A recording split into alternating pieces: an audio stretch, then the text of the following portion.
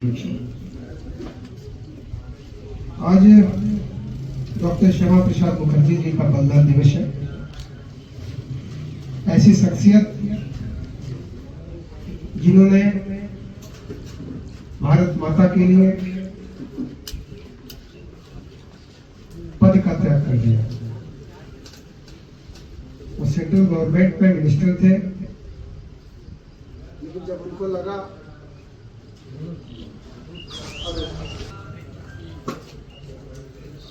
कि सरकार भारत माता के साथ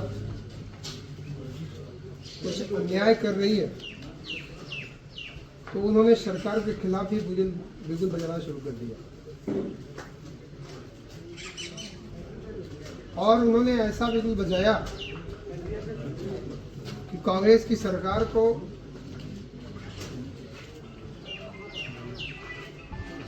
उनके खिलाफ कड़े फैसले करने पड़े। मिली कि डॉक्टर साहब शहीद हो गए। आज उनका बलिदान दिवस है, क्योंकि श्यामा प्रसाद मुखर्जी जी भारतीय जनता पार्टी के जनसंघ के संस्थापक थे। भारतीय जनता पार्टी जनसंघ उससे पहले था, जो विचारधारा थी जनसंघ वालों की विचारधारा ही भारतीय जनता पार्टी की विचारधारा थी। पार्टी का एक नाम बदला। जनसंघ में कई लोग थे, अटल बिहारी वाजपेयी जी थे, श्यामा प्रसाद मुखर्जी जी थे, पंडित दीनदयाल उपाध्याय जी भी थे। तमाम ऐसी शख्सियत थी जो जुड़ करके देश की भावना के प्रति, भारत माता के प्रति अपना काम कर रही थी। आज आरएसएस है, राष्ट्रीय स्वयंसेवक, वह क्या है?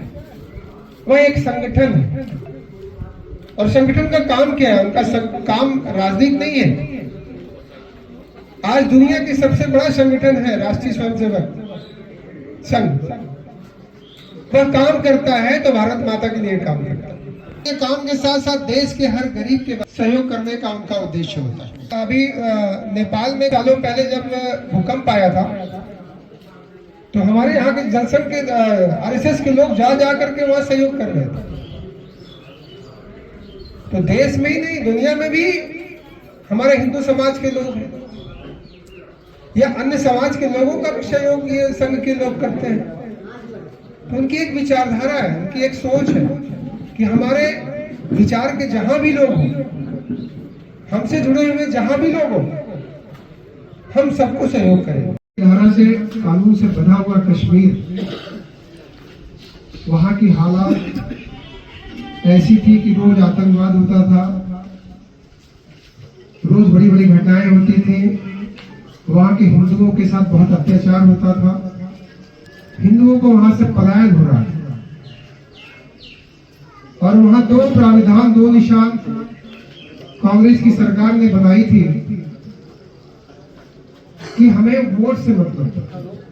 कांग्रेस को वोट से मतलब था, इसलिए उन लोगों ने कानून वहां ऐसा बना दिया था 370 धारा का, कि वहां पर जो है मालिक अगर भी है तो वो मुस्लिम ही है, और अपने देश का मुस्लिम मालिक नहीं है, पाकिस्तान का मुस्लिम वहां का मालिक है।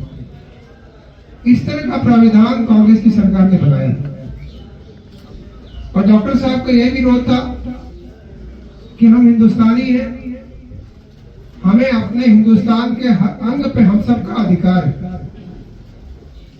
और उन्होंने पद को त्याग दे दिया। पद को त्याग करने के बाद वो धरने पे बैठ गए। ऐसी हालात रहे कि कांग्रेस की सरकार ने उसको उठा करके बंद कर दिया। और उनको बंद करने के बाद उनकी संदिग्ध अवस्था में उनकी मृत्यु हो गई। अब संदिग्ध अवस्था यही था, कांग्रेस को लगता था कि ये बहुत बड़ा देश में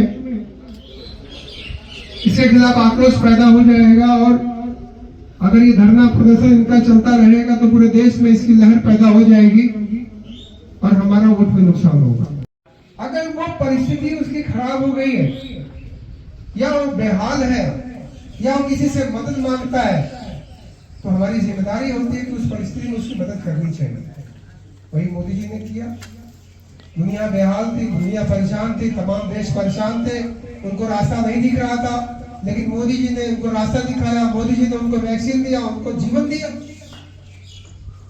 आप देखे होंगे कि तमाम देशों में जब मोदी जी जा रहे थे, प्रधानमंत्री जी, तो वो भगवान के रूप में मानते थे कि मोदी जी ने हम लोगों को जीवन दिया। वो मोदी जी का ही नाम नहीं हुआ, आपके हिंदुस्तान का भी नाम हुआ कि हिंदुस्तान के लोगों ने, हिंदुस्तान के प्रधानमंत्री ने हम लोगों को सहयोग दिया। तो उसमें मोदी जी का ही नाम नहीं होता, उसमें देश का भी नाम होता, उसमें भारत माता का भी नाम होता। इसलिए जो संगठन काम कर रहा है, ये जो लोग काम करते हैं, उनका एक विचारधारा, एक सोच है कि हमें भारत माता के वैभव को, हमें अपने भारत माता के स्वाभिमान को, उनकी रक्षा हमें करनी है।